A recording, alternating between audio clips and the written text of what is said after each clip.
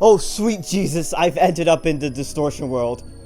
You know, this is actually really fitting because the finale to the series Stranger Things is finally being released. 2025 is coming to an end, as is this highly acclaimed series. And at the time that I'm recording this video, the finale actually releases today. So I'm either gonna really be happy with this video, or if it's like volume 2, then I might really regret it. But either way, this series is very iconic, and so today I am using a full team of Pokemon based on characters from Stranger Things. If you have an idea for a Pokemon team, be sure to comment one down below, and I will use it.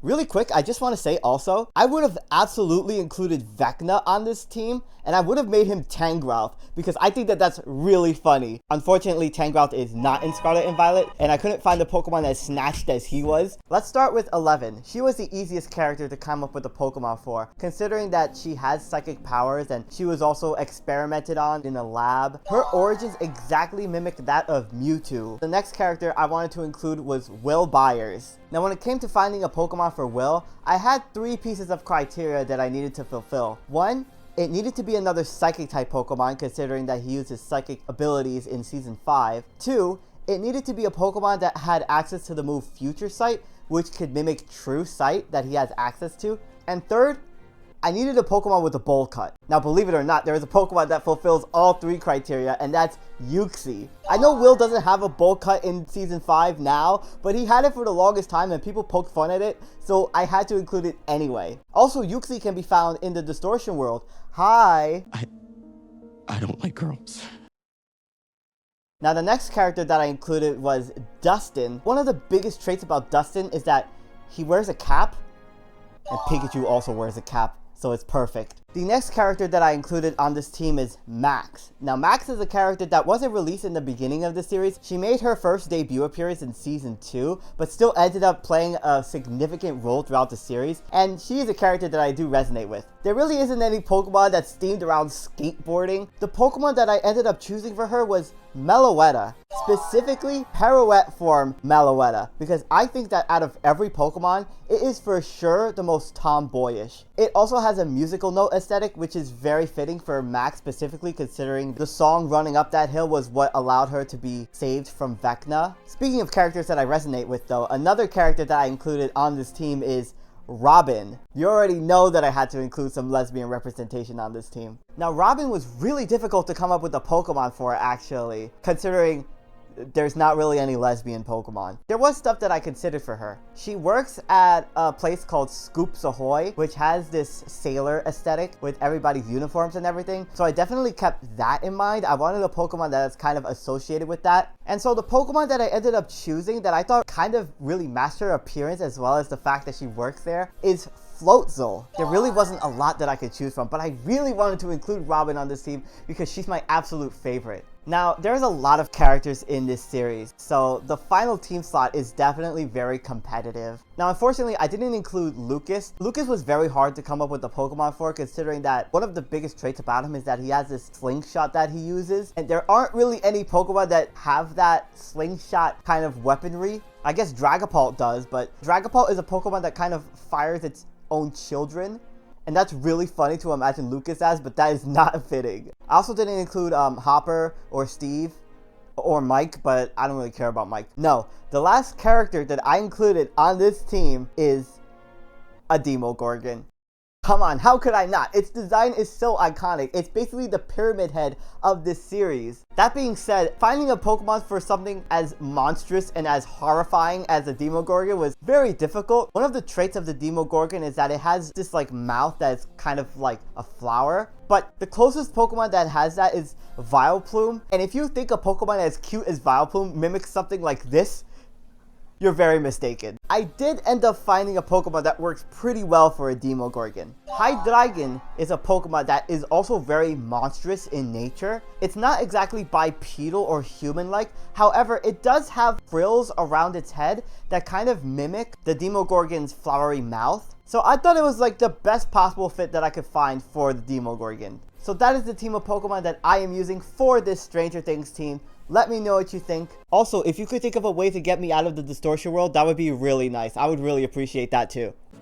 Good morning, afternoon, and evening, lovely people. Today I am using a Stranger Things team, and Happy New Year to everyone that celebrates. Well, I mean, obviously you're going to be celebrating, it's the new year. But anyway, I'm doing the very first live-action series Pokemon team on this channel. I don't know how often I'll do this, but considering that Stranger Things is ending and that I have been really interested in it lately, I wanted to do this team just to end off 2025. Now, if you enjoy these videos where I turn franchises into Pokemon teams, then please consider subscribing. My goal for 2026 is to hit 2026 subscribers. That would be really fitting. Anyway, let's get right into this first game.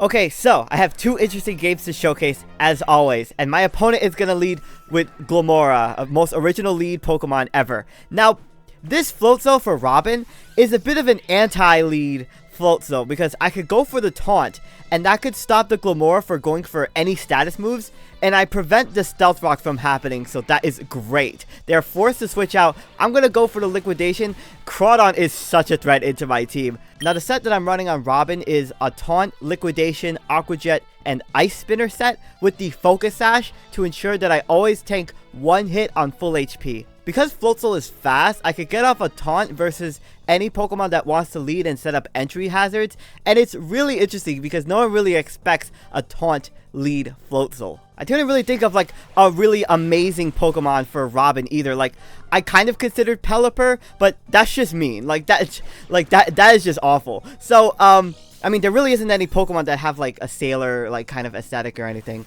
So I'm gonna go for the Liquidation into the Aqua Jet. I was able to tank the knockoff thanks to my Focus Sash, but I really didn't have any real switch-ins into this Crawdon. So I kind of had to do as much damage as I possibly could. And fortunately, I did get some defense drop versus it. So I'm gonna I'm gonna swap in to Dustin here, and I went for the Fake Out. This is a physical attacking Pikachu. But Mamoswine is such a problem, and I definitely expected an Earthquake. So I'm going to swap into 11 here. Now, I'm running Mewtwo, so I kind of had to nerf it a little bit because it's like an uber legendary Pokemon. So in order to compensate, I'm running a fully physically defensive Mewtwo. This Mewtwo has no special attack investment, no speed investment whatsoever. It's meant to tank hits. I had to include Psystrike on this set because of the fact that 11 is such a powerful character. And I also have Amnesia, which is very lore accurate, but that's a move that can also increase my special defense and make me more bulky on the special side. I also have Will-O-Wisp on this set, and Will-O-Wisp is good for burning physical attackers and having their damage, and since I'm so physically defensive, I could be able to take whatever hit that they go for versus me. And of course I have Recover as my last move for some longevity. Now Fluttermane comes in. I went for the Will-O-Wisp just in case the Mamoswine wanted to stay in and go for another Earthquake, but Fluttermane comes in, probably expecting like a Focus Blast or a fighting type move, and this Pokemon is humongously threatening. I had to, first of all, I was like, this thing is booster energy and special attack, so it's gonna hit even more powerfully. But I also had to use up my Terra because I'm weak to Shadow Ball, but I'm running Terra Poison so that I don't get poisoned because I'm a defensive Mewtwo, and I should be able to tank the Shadow Ball from this Fluttermane. So that's exactly what they're gonna go for. I'm not specially defensive, but thank goodness I'm able to tank that. Fluttermane is just such a threat, and thankfully Psystrike is going to just absolutely wipe it. Psystrike hits on the defensive side even though it's a special attack, and because Fluttermane has such pitiful defenses, I was just able to get rid of that Pokemon, which is great. Now Crawdon comes in. I'm definitely expecting an Aqua Jet from this Pokemon, so I thought, well, surely Dustin could be able to tank this. And look at that, easy tank, absolutely easy tank. I mean, I lived on 2 HP, that was crazy. But I get the Static Paralysis on this. Now, they saw that it has Fake Out, right? Which is a priority move.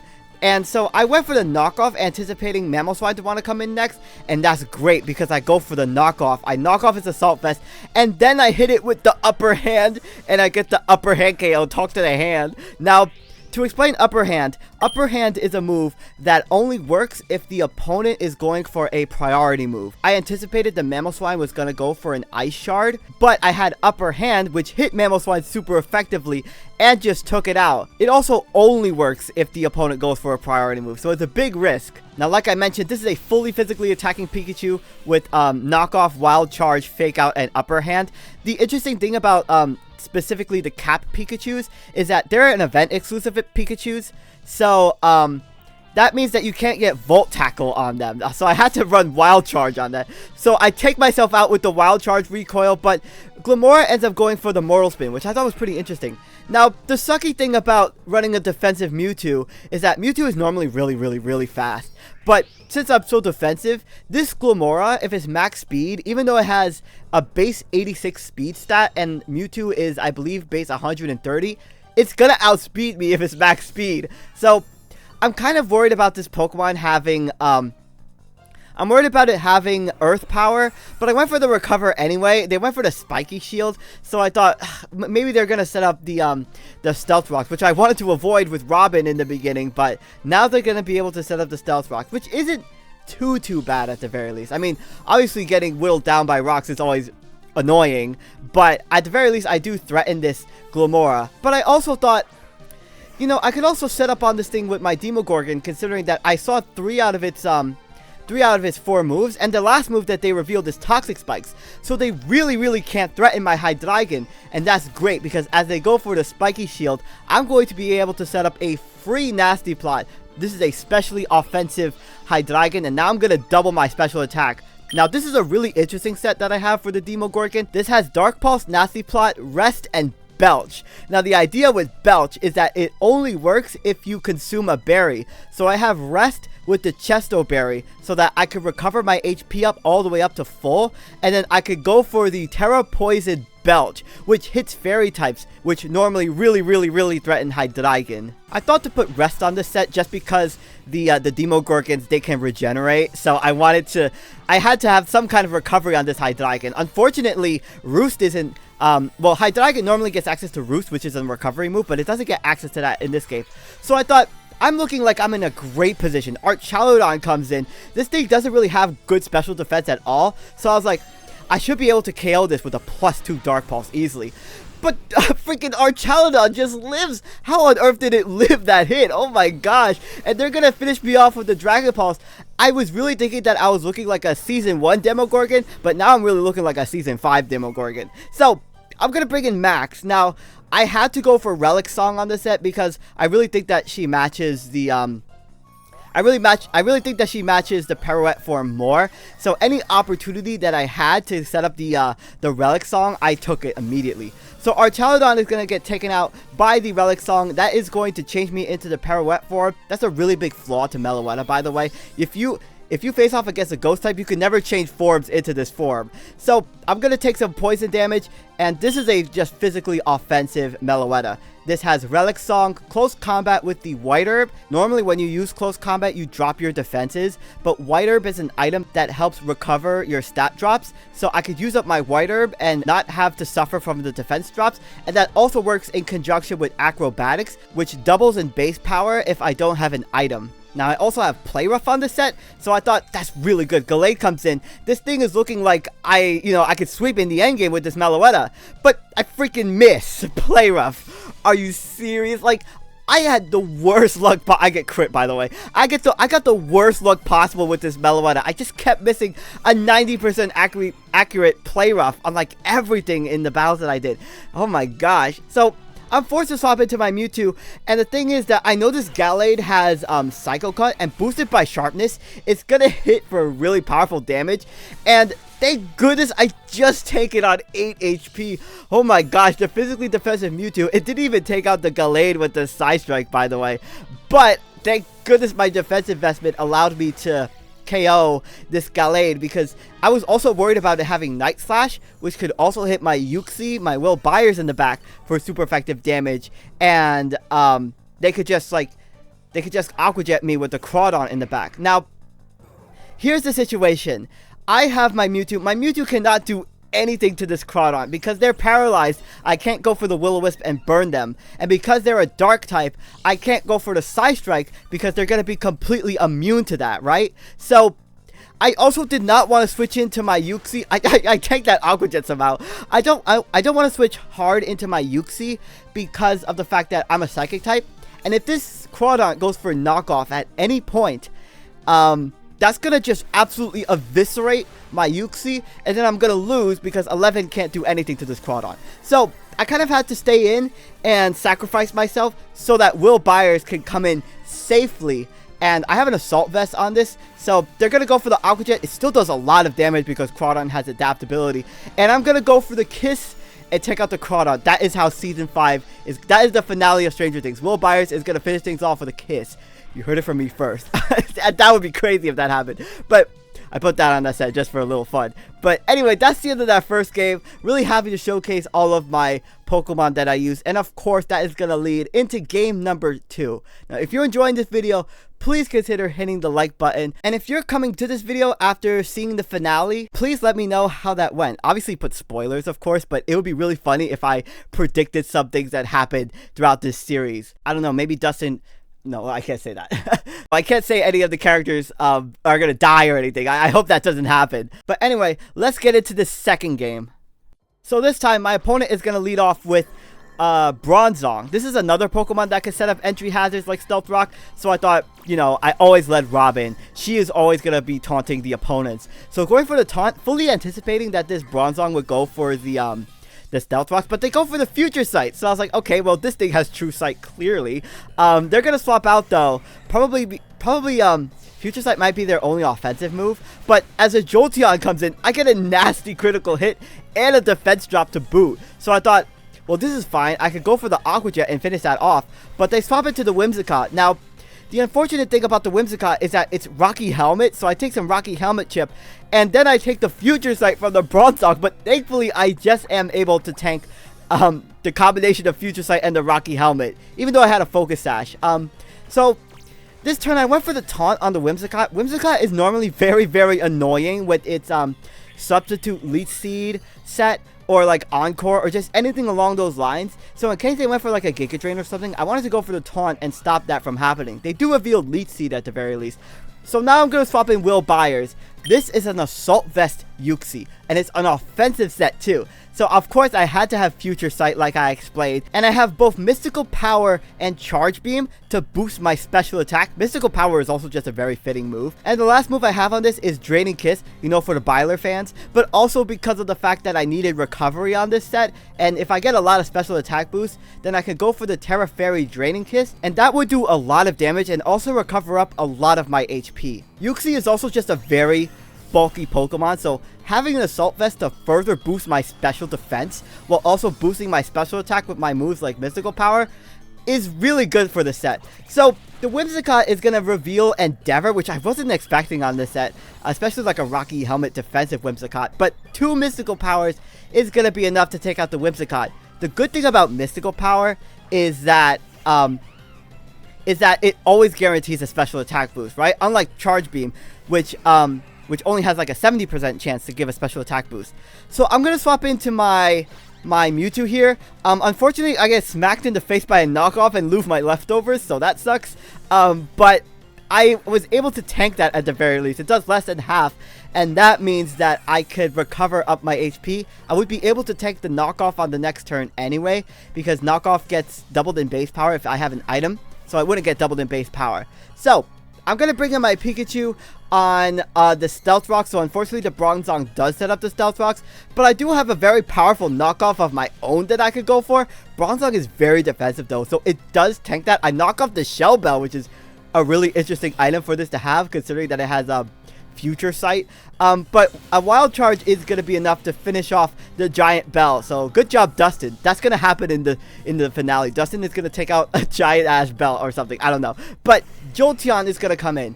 Now, this Pokemon does outspeed me. And I'm worried about this Pokemon maybe going for like an alluring voice or something. So I swap it to my Uxie because I know that I could take any special hit from this as long as it wasn't like Shadow Ball. But interestingly, they go for the Light Screen. That's going to half the damage of the special attacks.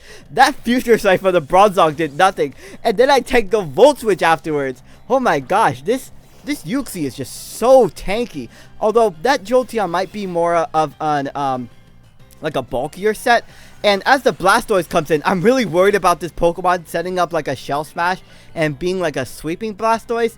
But I end up outspeeding, and then they go for the Rapid Spin, which is a move that gets rid of any entry hazards if I went for it. But that tells me straight away that this is a more bulky Blastoise. Thank goodness, because oh my gosh, Shell Smash Sweeping Blastoise looks like it just like rinsed through my team at this position. So they're gonna get some leftovers recovery. I'm gonna go into my Pikachu. Now, I easily threatened Blastoise with a super effective Wild Charge, but in case they brung in their Jolteon, which has Volt Absorb, I went for the Fake Out, which also covered in case they wanted to stay in. But the Fake Out is going to be enough to take out the Jolteon, which is great. Now, this giant-ass bear comes in. This is a humongously threatening Pokemon. I had to go for the knockoff just to knock off this thing's item. Oh my gosh, I just got absolutely blasted. Poor Dustin. I'm just going to get dusted away there. And that is... You know, getting rid of the Assault Vest is at least a worthy sacrifice, because I could bring in my Meloetta here, and I could go for the Relic Song, just to change my form, and also they can't go for Blood Moon on 2 consecutive turns. So, as I go for the Relic Song, I actually get off the sleep on the Blastoise, which is pretty funny. Meloetta gets access to Serene Grace, and normally Relic Song has a 10% chance to put the opponent to sleep, but boosted by Serene Grace, it's a 20% chance. So it's a 1 in 5 chance, so that's really lucky. So I'm going to go for the close combat. Blastoise is very tanky, so it is going to be able to tank the hit. But I am going to activate my White Herb, so that's going to nullify the defense drops that I got, and the Blastoise is going to stay asleep. They haven't burnt any sleep turns either. So this turn I thought, well, I'm not sure if Acrobatics takes this Blastoise out from here, so just in case, I'm going to go for another close combat and take out the Blastoise. That is going to drop my defenses, but Meloetta, Pirouette form Meloetta is very, very fast. So I know that I can outspeed the Infernape, and also Ursaluna Blood Moon is just dirt slow, so I can outspeed that too. So Infernape comes in, I'm going to go for that super effective Acrobatics, and the Infernape reveals that it has Focus Sash. So I was like, okay, well, clearly they're going to take me out this turn with like a close combat. But they go for the Sword Stance. I was like, oh my gosh, they got really cocky this turn. Unless they have the priority in Mach Punch, which would be able to take me out considering that you know, that move is super effective to me. So, in case they do have Mach Punch, would be boosted by Iron Fist, I Terrestrialize into a Flying type so that I could resist the Mach Punch. But they end up not having it, so I guess they thought that they outsped me. But the thing about Meloetta Pirouette form is that it gets a massive speed boost versus like its Aria form. Now, the last Pokemon is the Ursaluna Blood Moon. This thing is a humongous threat. It's very bulky. It hits super strong on the special attacking side. And they're also going to be Terra Fairy. Now, I really thought that this Ursaluna Blood Moon would be Terra Normal, just to boost its, to boost the power of Blood Moon, obviously, because that move is a nuke. But they end up being Terra Fairy, and that's actually kind of bad, because Hydreigon, first of all, that tells me that this Ursaluna Blood Moon is running Moonblast, and that is a move that is 4 times super effective against my Hydreigon. And also, I can't go for a Belch without eating my berry.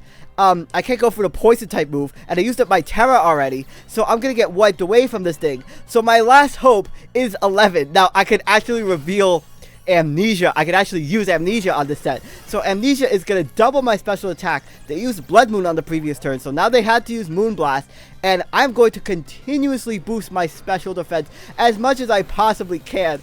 The Blood Moon is, you know, it's not doing much of anything to me now. I could go for the Recover and recover up my HP almost up to full. Unfortunately, I don't have my leftovers, but that Earth Power did absolutely nothing to me. It does drop my special defense, so now I'm only at +3 special defense. But I went for the Will-O-Wisp this turn just to get some residual,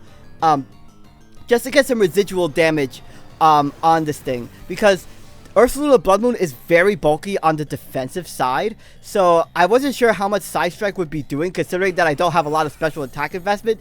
So I just wanted to get this Ursaluna Blood Moon as low as possible, just in case if they crit me, by the way, then I could, at the very least, my last line of defense would be going for the Dark Pulse on my Demogorgon against this thing and hoping for a flinch, and then the flinch plus burn combo would be enough to take it out. So I'm going to go for the Side Strike on this Ursula Blood Moon. It actually does a lot more damage than I thought. Maybe it's like more of an offensive, like speedy Ursula rather than like having HP investment. And they go for the Earth Power. They actually get another special defense drop, but the burn that I inflicted on this thing is going to be enough to take out the Ursula Blood Moon. And that is the end of both games. That just confirms 11 is going to take out a giant bear in the end. Spoilers. But thank you so much for watching this video. Happy New Year to you all. My name is SkyLaaa. Don't forget to smile, and I will see you all next time.